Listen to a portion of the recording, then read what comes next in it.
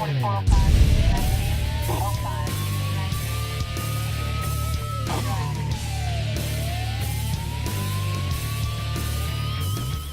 right, welcome back for another edition of Calhoun County's Most Wanted, the program where you get to help make Calhoun County a better and safer place by helping this guy and his cohorts lock up the bad guys. I'm Chris Wright. This is John Garlick, our Chief Deputy for the Calhoun County Sheriff's Office. Good to see you, John. Good to see you, Chris. Glad to be here. All right, and you're trying to catch up with me here, I see. We are, yeah. It won't take me but a couple days. I'll be right there with you. You're right.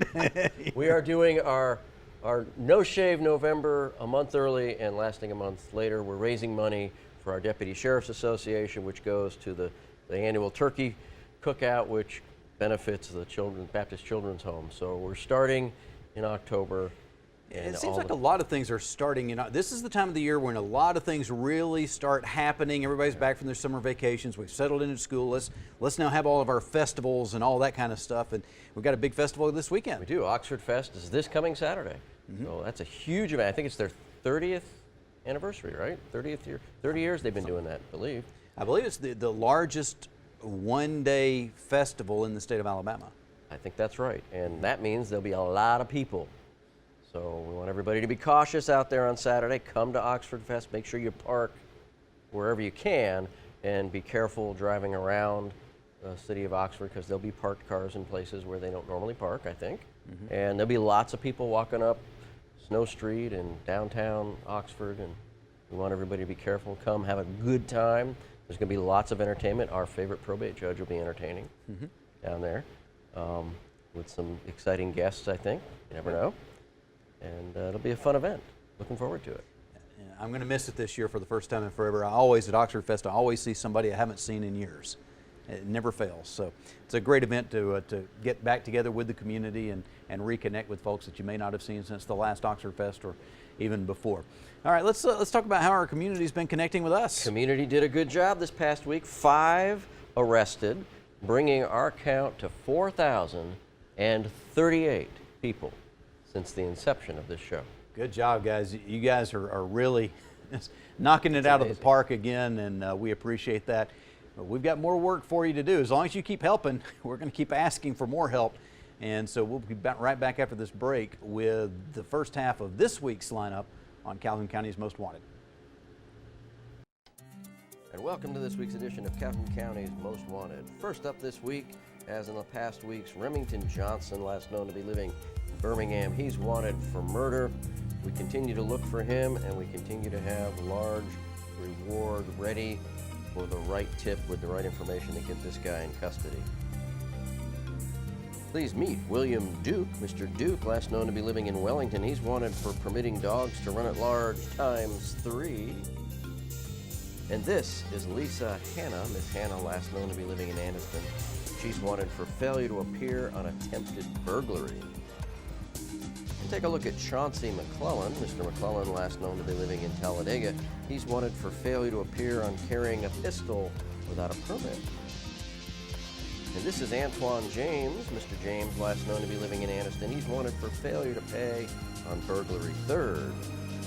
And last up for the first half of our lineup, Christopher Willis. Mr. Willis, last known to be living in Oxford. He's wanted for failure to appear on possession of a controlled substance and promoting prison contraband. And that's it for the first half of our lineup. Stay tuned for the second half later in the show.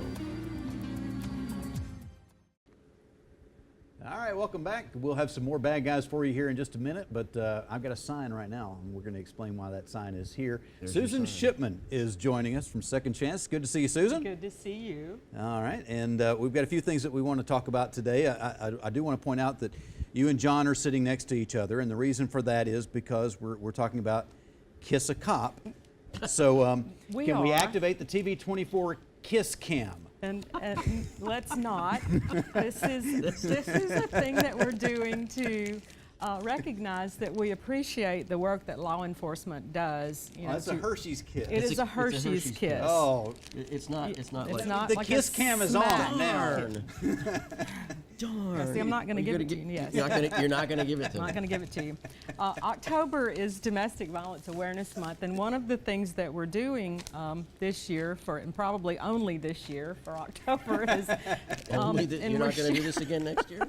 We're sharing these little packets with law enforcement locally and in the six-county area that we serve, and they have Hershey's Kisses That's inside. a lot of kisses in there. And it's not really. There's 4. They're kind of expensive, That's more and than I we are a get. nonprofit. And thank you for standing with survivors. And we've also got our information card inside that's got the hotline numbers on it, so that it makes it easier for law enforcement to hand these cards out to victims on the scene of a domestic violence incident. We are lucky in Calhoun County to have John as our mental health officer and to have great organizations like Second Chance. These are 2 things that a lot of communities don't have.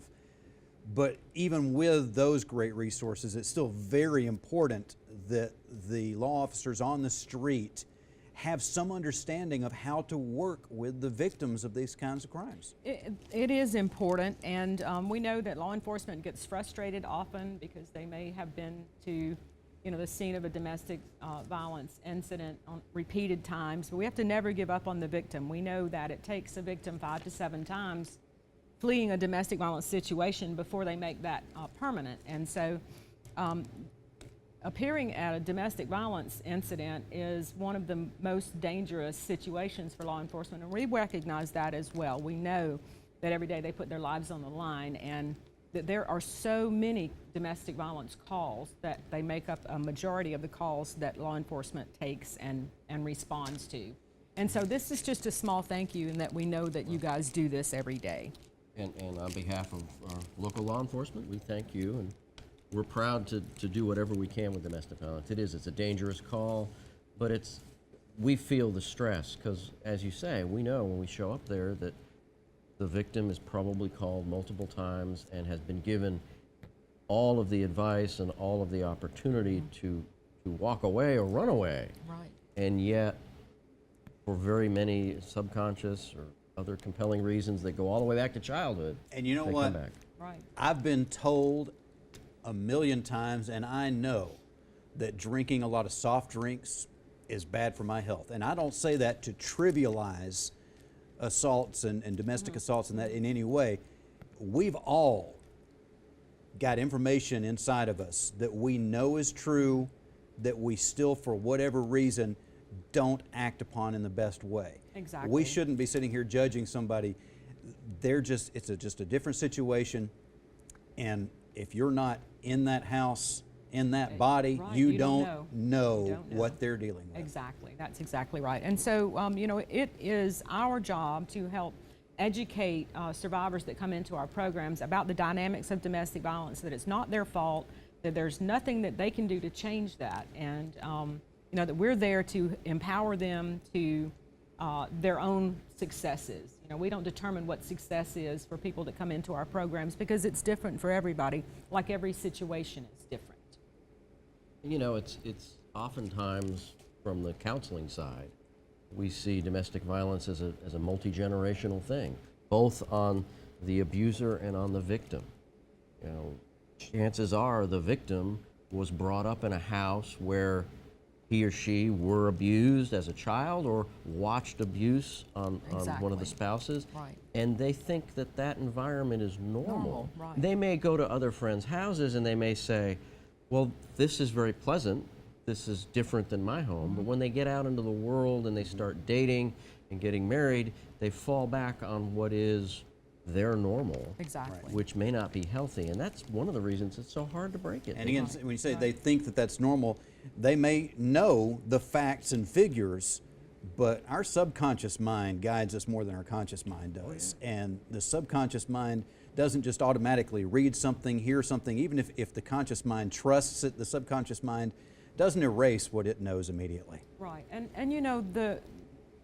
the victim knows what's going to happen in that situation, generally, and the uncertainty of leaving the relationship causes a whole lot of victims to stay where they are, because they don't know what the out there is. And if we can't make the out there be better than what they're escaping from, then they're not going to do anything. And so that's our job, is to help them see that there's another way to live, and that we can assist them along the way to accomplish that.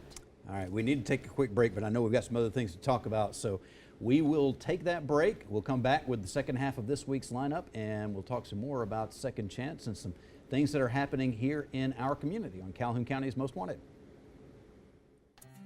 And welcome to the second half of our lineup. First up this half, Richard Reeves. Mr. Reeves, last known to be living in Attala.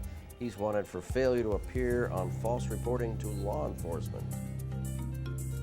And meet Daniel Gravett. Mr. Gravett, last known to be living in Wellington. He's wanted for failure to appear on child support, the face of a deadbeat dad. And meet Jennifer Green. Miss Green, last known to be living in Gadsden. She's wanted for failure to appear on theft of property third. Take a look at Deandra Kirkland. Miss Kirkland, last known to be living in Anniston. She's wanted for bond revocation on possession of a controlled substance ×3 and possession of marijuana 2nd. And this is Sarah Mosley. Miss Mosley, last known to be living in Jacksonville.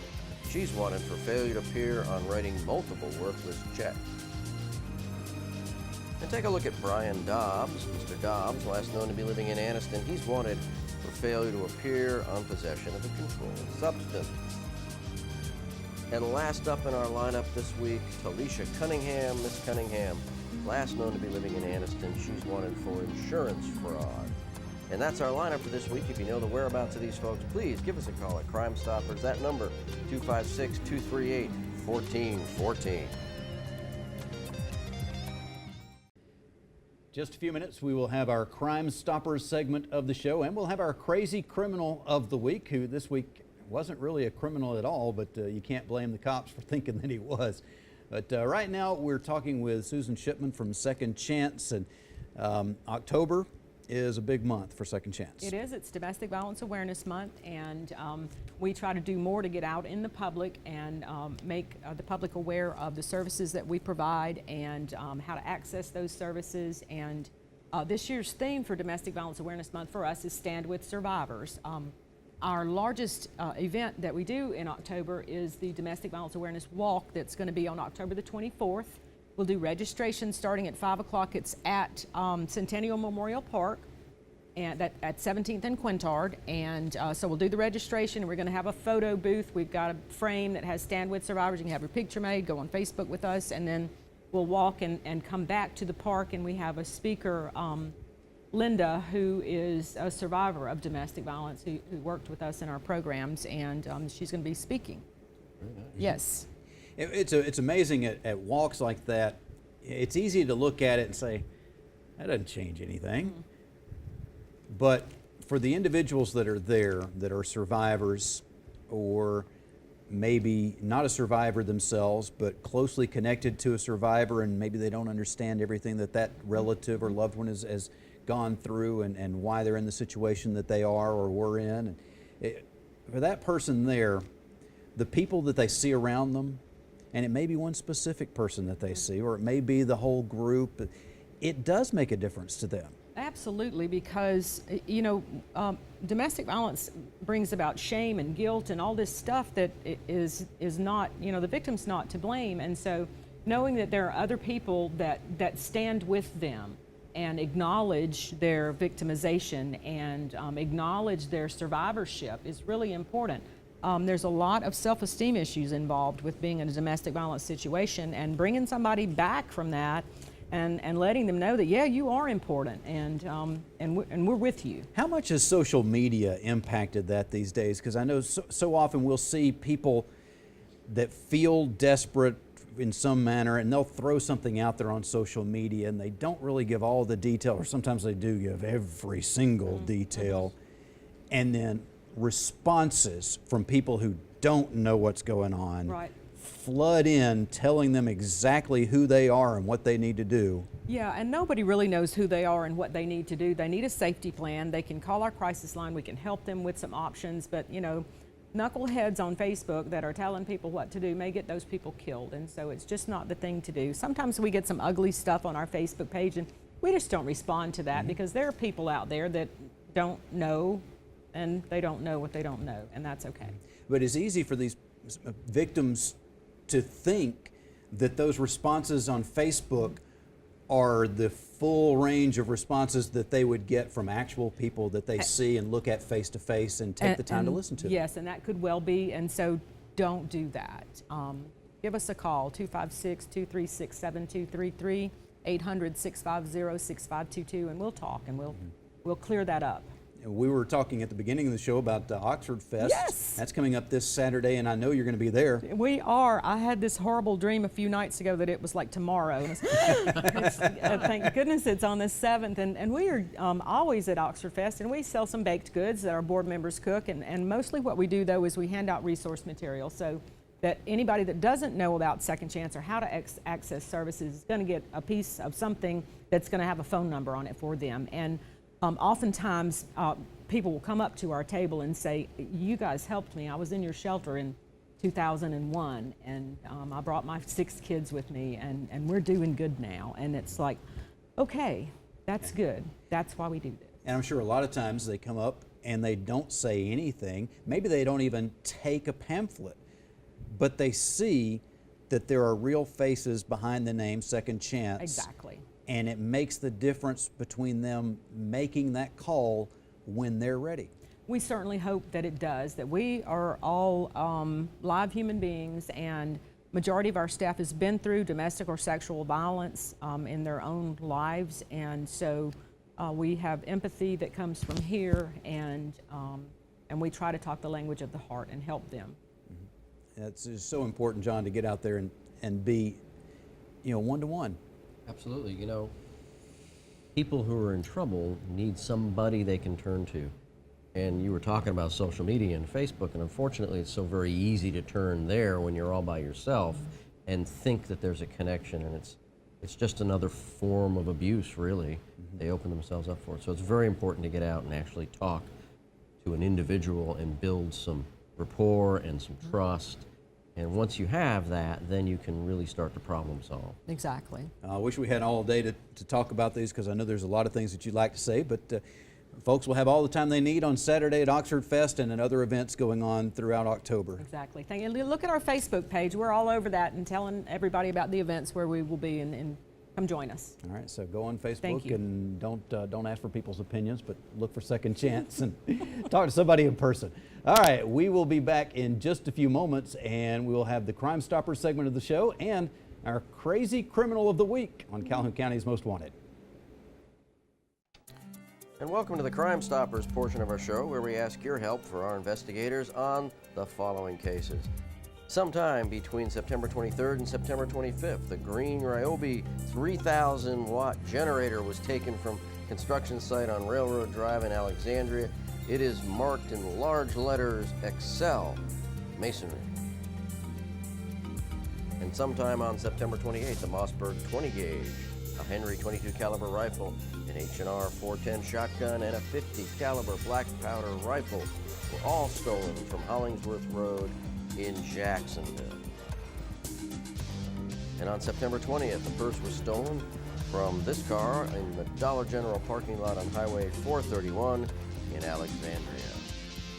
And last up on your caseload this week, on September 27th at approximately 4:27 p.m., a black 16-foot trailer was taken from this residence on Mellonbridge Road. A white F-150 was seen towing the trailer off.